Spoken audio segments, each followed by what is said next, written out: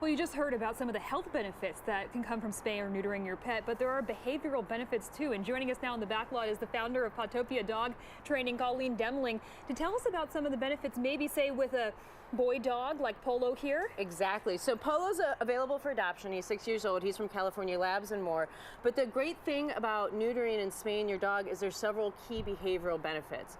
One is reduced aggression. So study after study has shown that if you neuter or spay your dog, your likelihood of having an aggression towards other dogs or people is greatly reduced.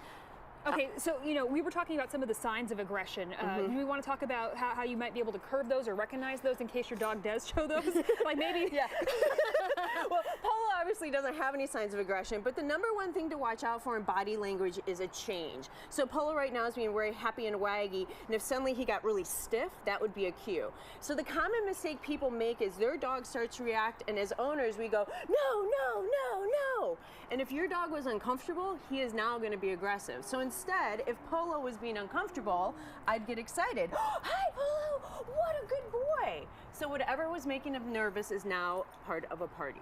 So you were also talking about, especially with male dogs, the marking and the roaming. Yes. If you get a neuter surgery done, that reduces that as well. Exactly. So male dogs that are intact and are looking for mates will mark their territory, good boy, will mark their territory and also will wander for miles and miles looking for a male in heat, or a female in heat. So if we neuter them, that behavior goes away and you just have a more well-balanced, confident, calm dog. What about some benefits for females? Yeah, with bless you.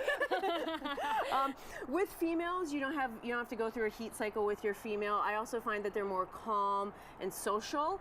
They're also not out looking for males. A very common thing that most people miss, that females in heat will start to pee more, and also most will howl, trying to alert the males in the area that they're in heat. So by spaying them, that will start to go away. So, I mean, that could be kind of annoying for an owner. Yes, Their dog is constantly howling, not just a beagle. And yeah, and start to mark more in the house. And most people don't think that about female dogs. Okay, so tell us a little bit more. You said Polo is up for adoption.